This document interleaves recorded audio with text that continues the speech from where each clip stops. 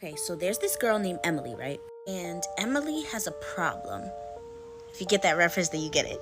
Anyways, when Emily was 5 years old, her father died in a car accident. This took a toll on her entire family, including her mom. And it took her mom years and years and years to get over the grief and move on. But after years, she finally did. She met this guy. His name is Robert. Robert seems like a great guy. They seem to really click, and they get married. Robert seemed damn near perfect at first. Like, he was charming, he was attentive, he was always down to help. But as time went by, there was this feeling about Robert that Emily just couldn't shake off. It started with some small things. For example, Robert did not like to talk about his past.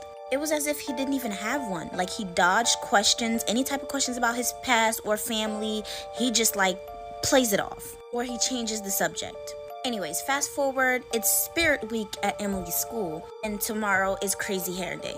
So Emily goes to her mom like, Mom, it's Crazy Hair Day tomorrow. I know there was this old wig we had from Halloween last year. Where is it? And her mom is like, oh, it's in the attic. You can get it from there. It's in one of the boxes. She's like, great. So she goes to the attic. She's looking for the wig. And so she sees this one box and she looks inside. But she found a photo album, like an old photo album. And she loves looking at old pictures because, as you guys know, her father passed away only when she was 5. So she loves looking at pictures of her father. So she's sitting there just going through the pages of the photo album, looking at her dad's pictures with her and her mom. Him and her mom, I mean, like them as a family. And then he sees this picture of her dad with this man. And this man looks a lot like Robert. Too much like Robert. He's like, that is so weird. So she takes the picture with her. She goes downstairs and she shows it to her mom. She's like, Ma, I just found this picture in the attic of Dad, and look at the man standing next to him. That looks a lot like Robert. But it can't be Robert because this picture was taken 20 years ago. And her mom is like, oh no, it's probably just somebody that looks like Robert because that's impossible. It can't be Robert. And so her mom brushes her off, but she still has this feeling, and at this point, that this feeling that she has about Robert is growing immensely. And now she can't get this out of her mind, and so she starts to pay closer attention to her stepfather. She tells her best friend about this, and this is kind of like their new obsession. As she's paying closer attention, she's starting to realize that he's a bit secretive about his work. He's always on mysterious phone calls. He would randomly leave the house for work reasons, but Emily wasn't buying it. And so her and her best friend decided that the next time he has a work emergency, they are going to follow him. No, because it's painful enough that you just lost your lover, but now that same lover is haunting you. Scary story time. I understand when you lose somebody, it hurts. The pain is unbearable. Grieving is a very hard thing. But that should never make you want to try and get in contact with your deceased close person. Because 9 times out of 10, it is not that person. It is a mimicking spirit or demon messing with you and making your life hell. And I have always said this on my page, always. Sometimes your loved ones that has passed away, they will try to send you messages, they will try to get in contact with you, but let them do it. They are already in that spiritual realm. You're not. So when you try to get in contact with that realm, you're peeking your head through a door that has millions and millions of spirits and demons and lots of other things that will try to take any opportunity to free themselves or just mess with you. So this lady had recently lost her husband. They had 3 kids together. It was very tragic. It was a car accident. He was her whole world. They were like soulmates, she said. They had each other's backs like no other.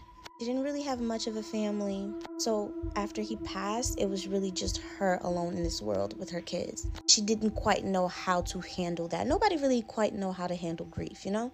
He would show up in her dreams. Everything she saw reminded her of him. She was a mess. She was depressed. She was crying every day. She could barely parent. So she decided that she wanted closure.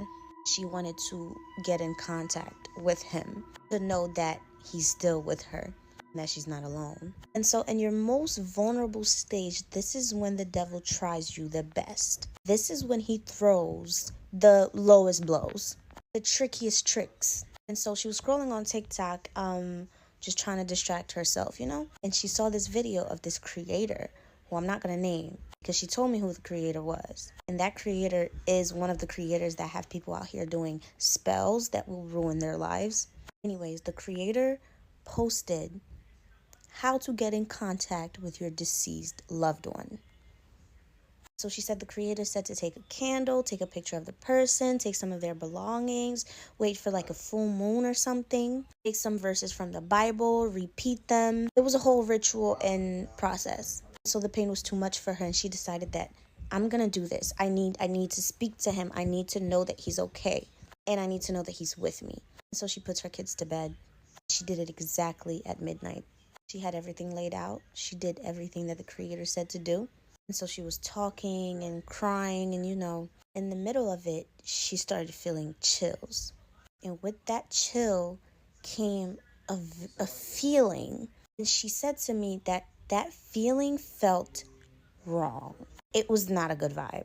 She just brushed it off as like, this is my first time doing something like this, so of course I'm gonna feel scared, But always believe, always trust your gut. Energy does not lie. Your gut does not lie. And so she said after that night that she did that, dynamic of the house changed drastically, and not in a good way. It started off in a good way because that's how they trick you. First, it started off as something simple as his clothes, his belongings, finding in random places. And so it would make her happy a little bit. But every time she would walk in the house, there was this negative, just feeling that she couldn't shake off. So as the negative feelings started to gradually grow, it became more and more negative. And she knew she messed up when she came home one day, and the little weird stuff that was happening, this time it almost took her out. Like, almost her. I've made a deal with the devil. Is that considered selling your soul? I am back with another spooky story. And this story was submitted from Atlanta, Georgia. We'll call the person who submitted the story Anna. Anna said now this all started about 6 years ago. 6 years ago, she fell into a really bad spot financially and she really needed help. And it seems like no matter what she did, she just wouldn't catch a break. It would be one thing after the other after the other. Now keep in mind, Anna is a single mother who has a child that she has to provide for. So when she ended up losing her job, that put her in a state of panic. And due to her losing her job, not only was she struggling with rent and food, or bills in general, but she wasn't even able to celebrate her own daughter's birthday, as she had no money and she was in this by herself. She applied for endless amounts of jobs and nothing was coming up for her. Things got so bad, it got to a point where her utilities started turning off. So she didn't even have hot water for a while. Eventually, she got to a point where she really financially could not take care of her daughter, so she sent her daughter to her mother to take care of her. Now, while this was not a decision that she wanted to make, as the mother lived all the way out in Boston, even though it wasn't a choice that she wanted to make, she had to send her daughter to Boston to live. While her daughter was away in Boston, let's just say that Anna got busy. She found use of her time. Said at that point she was so desperate in her life that she just wanted anything to work. She was just throwing stuff at that point, hoping that something would stick. To which point she came across witchcraft. There was a spiritual store that was selling crystals and herbs and all that good stuff. And she went in there and she met this lady. They hit it off basically and became friends. Now, Anna says that she really appreciated her friendship with this lady as she validated everything that she was going through. When she opened up to this lady about her financial issues and everything else she was experiencing in her life, this lady believed that she could fix all these issues via spirituality. So that's when she started to lean into spirituality. And to make matters worse, a few weeks later, she comes home and she notices a letter on her door. And at that point, she had been served with an evictions notice. Desperate to find an answer, Anna decided to do something that she did not think would work. And Anna says, and I quote, "I genuinely never thought that anything would have came out of this." And what Anna did was draw a star on the ground. So Anna drew a 6-point star and put a candle at each point of the star, equating to 6 candles, and decided to repeat a chant to summon a god, any god, 6 times, while she stood in the middle of the circle. She said she chanted, nothing happened, so she pretty much just cleaned up and went to sleep, didn't think about it. Well, later that night, she had a dream. She had a dream that she was approached by this red creature. She said that the creature was red from head to toe and had black eyes. Even though they were horrifying to look at, their energy was pretty calming. To which this person walked up to her and told her that you have summoned me and I'm here. State your wish, but it also comes at a price. Okay, everyone post still skin. Anna asks, well, what is the price? And the creature replies, depends on how big your demand is. Now, Anna says that this is a dream, so what the hell, she might as well just go for it. She tells the creature about her hardships and where she's at in her life right now, and that she wants to experience the complete opposite of that. She wants to live an abundant life, and she wants to be rich. To which the creature asked her, are you ready to sacrifice for the things that you truly want? Julie wanted to know what was the price. To which the creature approached her, put her hands on her forehead, and once the creature did that, she was able to see a clear image of what her future would look like. She saw riches, lots of money, a lifestyle that she only ever dreamt of, and she wanted that. However, she also saw the not so good part. She saw very clearly in the visions that a lot of people around her started to die. And through the vision, she understood that that was the price that she would have to pay. And knowing that, well, this is just a dream and everything that she saw in the vision still looked pretty good, Anna agreed. She said, then woke up, went about her life, didn't think about it. It just seemed like a hazy, fading dream. Days go by and she doesn't notice anything different about her life. She still doesn't have a job, she still has an evictions notice, and she's still broke. So clearly that was nothing but a dream. She said one random day she decided, you know what, let me just play the lotto. It's around the holiday season.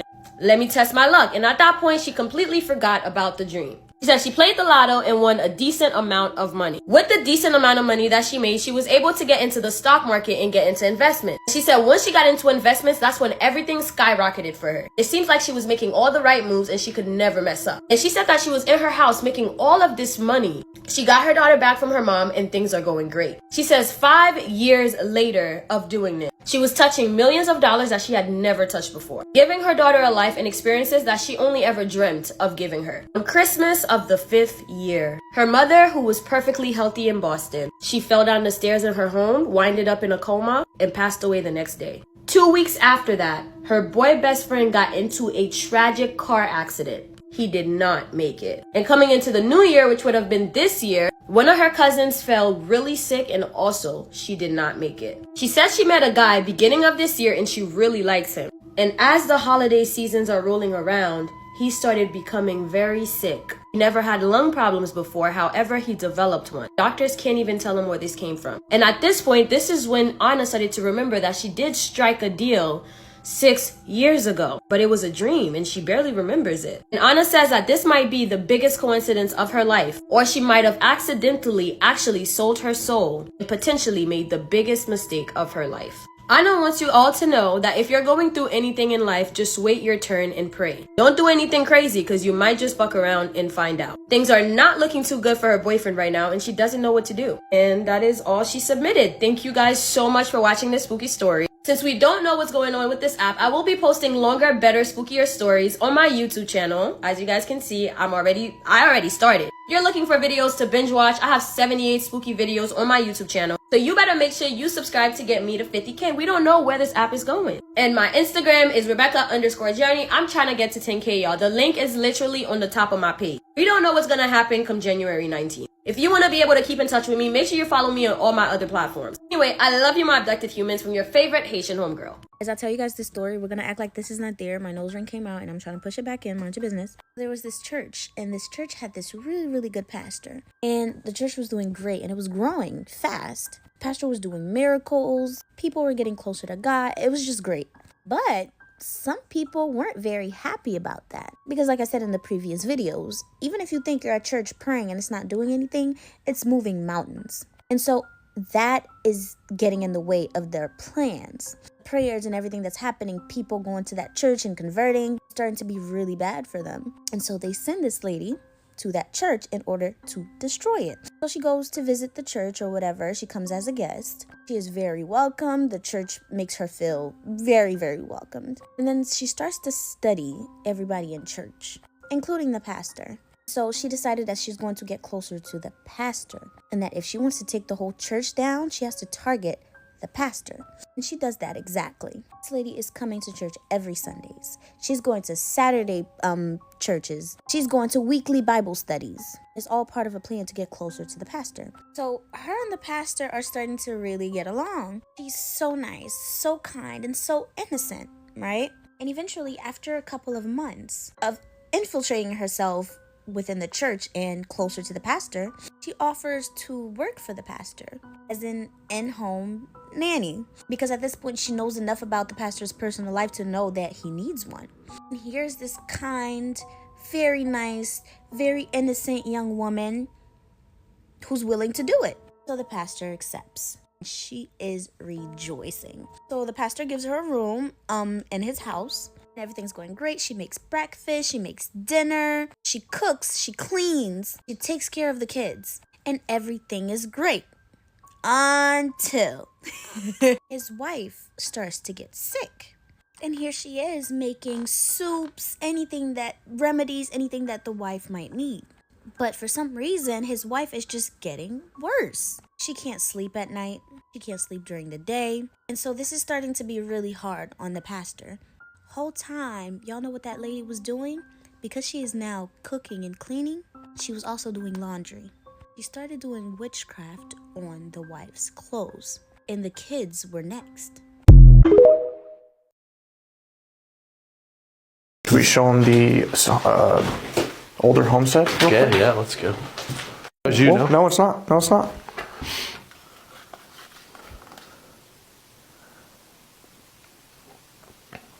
Was that you?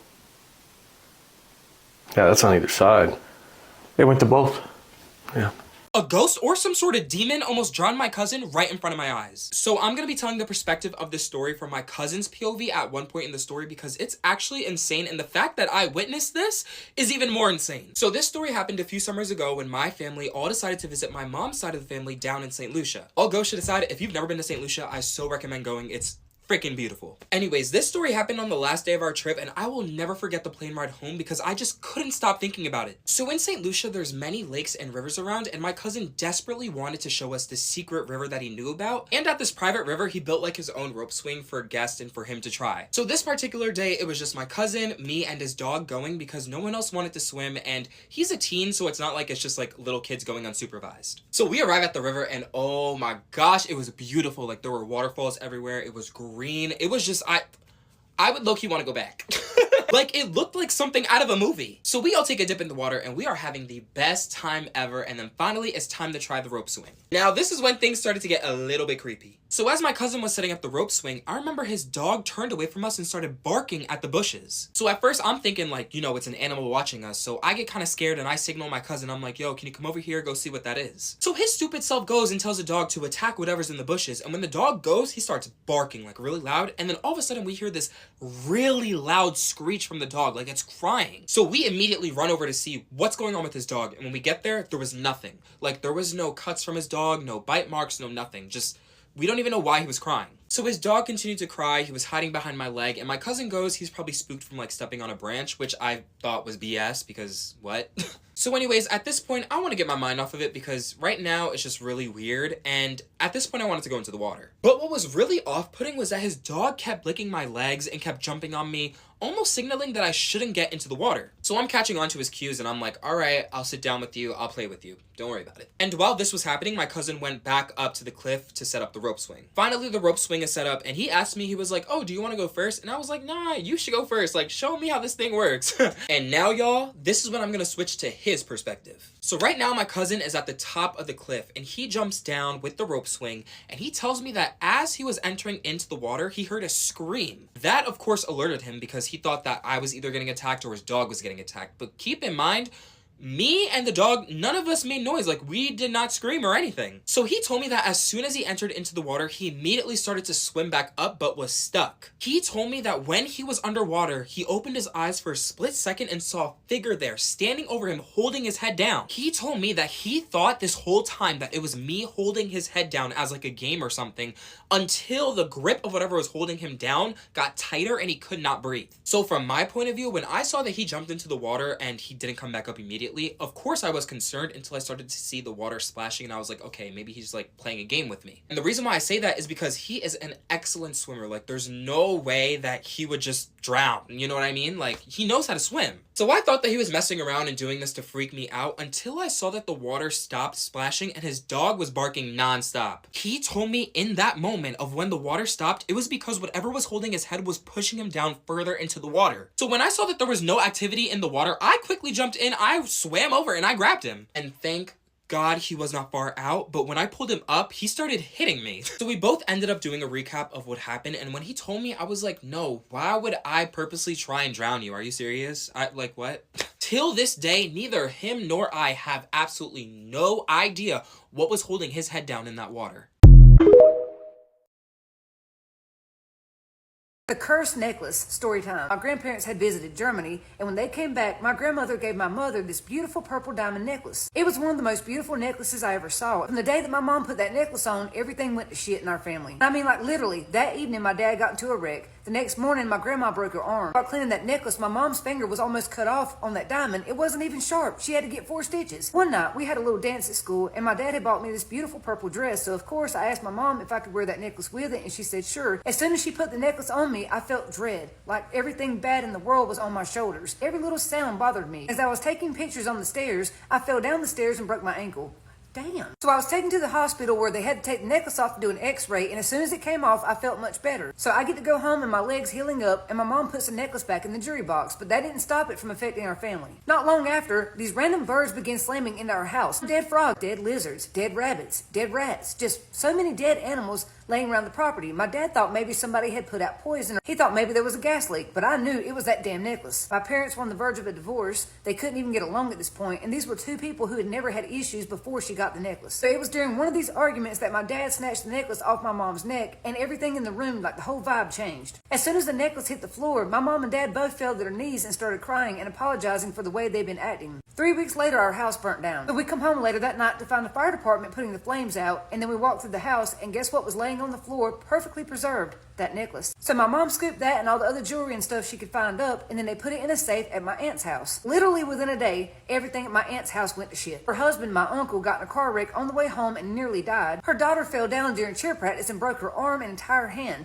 She had never even gotten hurt while doing cheer before. My sister stole the necklace out of my mom's jewelry box and wore it to school. That morning, the school bus broke down halfway to school. Once they got to class, they found that their pet guinea pig and rabbit had died. What was weird about that was the teacher said they saw the rabbit and the guinea pig early that morning when they arrived at school, and both were just fine. Here's where it gets so creepy though. So during the prom, my cousin, the one who fell down during cheer practice, she was now 16 and going to prom. She asked my mom if she could wear that purple necklace. Oh my God. My mom said, sure, you know I don't mind. Just make sure you don't lose it because mama gave that to us. Oh, hell. So my cousin and her date are in a limo going to prom. They have a good time, and on their way back home, they crash into a light pole and die. That tragedy was one that struck our and his family. It destroyed everyone. We didn't know how to move on past that. So my aunt and mom went to go identify her body at the morgue, and when they walked into the room, the necklace was still on her neck. My mom couldn't even find the strength to take it off her neck. They just couldn't believe this happened. My aunt was the one who took it off and she put it in her pocket. On the way home from the morgue, a big thunderstorm in the town over had knocked the power out for several miles, and this thunderstorm was now approaching my mom and my aunt. We had the first F3 tornado this town had seen in over 100 years. Damn! When I tell you to crush, break, powderize it, melt it down, bury it 10 feet deep, give it to a leprechaun, get rid of that thing. So my mom and aunt survived that tornado with a few injuries, and they made it back home, and they began planning my cousin's funeral. During that time, the necklace sat in the jury box, and I felt like it was calling my name. So one day I walked into my mom's room, I opened the jury box, and there it sat. So I'm staring at this necklace, and I can just feel the pain coming off of it, like I know this thing is cursed. So I decided then and there, I'm gonna get that necklace the hell out of here. Unfortunately though, before I could get it out of the box, my mom lent it out to her other niece, who was 22 and 8 months pregnant. Are you freaking kidding me right now? My cousin wanted to wear it to her baby shower because it was so pretty, so my mom let her. My cousin went into labor and she gave birth to a stillborn the next morning. Man, I'm done. I'm done with this. As sad as the baby's death was, this was the moment I realized I now have a way to get rid of this necklace for once and all. They had an open casket for the baby's funeral, and I decided I would take the necklace from the home, wrap it in a plastic bag along with some Bible pages. I literally ripped out Bible pages and wrapped it up in it. I don't blame you. I did that because I didn't know how strong the curse was, and I didn't want us to get in a wreck on the way to the church. Later at graveside, as they're lowering the baby's casket down, I lean in and say that I'm putting a picture of me in with the baby,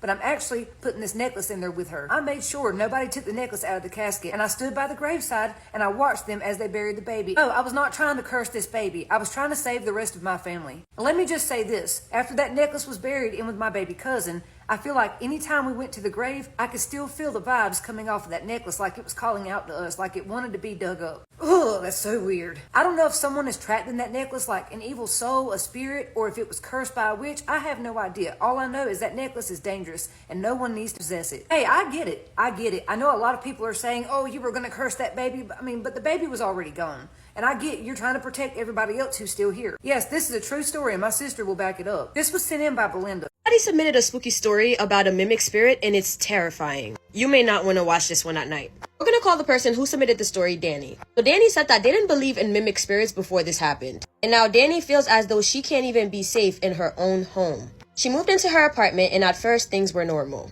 Nothing crazy out of the ordinary. After like a month living there, small things started happening. She would hear her name being called from another room, always in a familiar voice. At first it was her mother's voice. So she would hear her mother's voice ever so casually. She was just about to act something normal. Well, the problem was, Danny lives alone. The first time it happened, Danny brushed it off. She thought maybe she missed her mother. Maybe it was the sound of the pipes in her imagination, just kind of filled in the blanks. But the second time it happened, out of just muscle memory, the voice goes, Danny? And she answers back, yeah? She waited and no response. It was like, well, that was kind of weird. Kind of brushed it off, tried to move on with her day. But that's when she started to notice other things. She said footsteps was pacing the hallway at night, the sound of someone opening and closing drawers, her phone vibrating with no notification, her TV turning on and off by itself. But Danny says that the worst part of all of this was the voices. And that voice didn't just copy one person, it copied everyone she loved. She would hear her sister laughing from the kitchen, his ex calling her name, the exact way that he used to when he used to be annoyed with her. Danny says even her. Yes, once she heard her own voice whisper, come here. After hearing her own voice, that's when Danny knew that something was wrong. Mimic spirits tend to study you. Listen, they learn your patterns, your tone, even the way your loved one sounds when they're tired, angry, and scared. They use it to draw you in. At the time, Danny didn't know about this. She didn't know that answering the second time was what potentially opened the door to so many more things happening. One night, Danny woke up to the sound of her mother crying in the living room. It was like a full sob, desperate and panicked type of cry. Danny runs out of the living room without thinking, gets to the living room, looks around and notices that it's empty. But the crying did not stop. Suddenly was coming from behind her. Now, Danny says she doesn't know if this is in her head because she was terrified, but she could have sworn she heard somebody breathing behind her and felt the breathing down her neck. And as she's looking around shocked, the crying stops. Right in her ear, she hears a whisper, why didn't you help me sooner? And at that point, Danny ran in her room and locked herself in there. She didn't sleep for 2 days, and things were just getting worser and worser. I know you guys hate when I do this, but it's also Tuesday. I have to get to work in 30 minutes. 30, yes. The story is kind of long because she had to go through a whole thing. It got worse before it got better. So you're gonna have to leave a comment for part 2. I know y'all hate the part 2s, but it's Tuesday. I have work in 30 minutes, okay? It's a long story. There's no way I'm gonna sit here and do it all in one take. So I don't know. Leave a comment for part 2 and I'll be back as soon as I can. What the fuck was that? Bro! What's going on around you? I don't know. I'm frozen. I am frozen. Did the window Sean. break? This story right here is the proof that you are never actually safe, even inside your house. It all started in 1941 when an old man called Philip Peters was living alone in his big house. You see, one day Philip was just chilling, but suddenly he heard a noise coming from the other side of the house. He got confused and he decided to check it out immediately. When he made it to the room where he thought the noise came from, he did not find anything. And him not believing in supernatural stuff and all that, he assumed that it was the walls. Yes, he basically assumed that something was wrong with the house when it was built, you know, something that has to do with pillars, woods, and all that. So this thing happened multiple times. Peter hears the noise, he goes to where the noise came from, nothing. This thing kept happening for 5 weeks until something changed. You see, one night Peter heard that sound again, so his reaction was like, alright, you know what, let's check it out. And on his way, he was sure that he wouldn't find anything, just like every time. When he made it to the room, he took a little peek to see who was there. To his surprise, he found a tall, skinny figure messing with his fridge. And ladies and gentlemen, this was the last thing that Philip will see, because he will get unalived just after. Yes, whoever or whatever was messing with the fridge in the dark immediately unalived Philip, who was an old man trying to defend himself and his home. Later that day, police came here to investigate and see what happened to Peter, so they checked the whole house and they didn't find anything. Only thing they didn't check was a trapdoor, but it was so high in the ceiling, okay, nobody can even get there. Knowing all this and the fact that the house was actually closed from the inside, well, they classified this as a natural cause. After a while, Peter's wife moved into this house. She hired a housekeeper with her. They stayed there for a while, and even they started hearing noises. This is where they were like, okay bro, this house is actually haunted. Let's get the fuck out of here. That's exactly what they did after hearing the noise, and now nobody lives in this house anymore. Well, kind of. You see, after a while, the neighbors began noticing that the lights of this house are sometimes on, which is really weird because nobody's supposed to be there. I mean, Peter's no longer with us, his wife left a long time ago, so who's doing this? Some neighbors even tried to knock on the door to see if somebody's there, but obviously they got no answer. So this whole thing became weird and suspicious. Who the fuck is turning the lights on if nobody is there? Well, this is where the neighbors decided to call the police. The police received the call. They decided to play it smarter this time. They didn't want to break in and then don't find anything just like the last time. They decided to stay back and observe. They sent 2 officers who stayed in their car, watched this house all day, all night from very far. So the officers kept watching this house for a while, and at one point it really happened. The lights went on and then they saw something moving really fast. Now that they've seen what they saw, there is no doubt about it. Something is actually inside the house, so they decided to break in. The police entered the house. They started following the noise of steps, and these steps, whoever's taking them, well, he sounded in a hurry like he was running. They followed these steps until they disappeared. They looked up, and this is what they saw. If you're wondering, bro, what the hell is this? Well, these are legs hanging from a trapdoor. Yes, somebody tried to escape by using the trapdoor that led to the attic, but the police officers arrived before that and they grabbed him. They pulled him down and it turned out to be this man right here. This man is Theodore Conis, and he was secretly living in the attic of the house. Yes, he was the one making these noises this whole time, and he was so good at hiding that Philip, you know, the one who passed, didn't even figure out that there was somebody living with him in his house. When Philip did, you know, when he saw him messing with a fridge, it was too late because this man decided to unalive him. Scary thing about this is that he was watching Peter every day. He would watch him eat and then take a nap. And when Philip does that, well, he goes down and uses the house freely. He was so thin that he could move into the narrow gaps of the walls. Bro, this is the attic where he used to stay, and I'm not gonna lie, this is so creepy. You're telling me that a grown-ass man actually fits in this place and he is watching another grown-ass man? I mean, what if he caught him goon? Okay, never mind.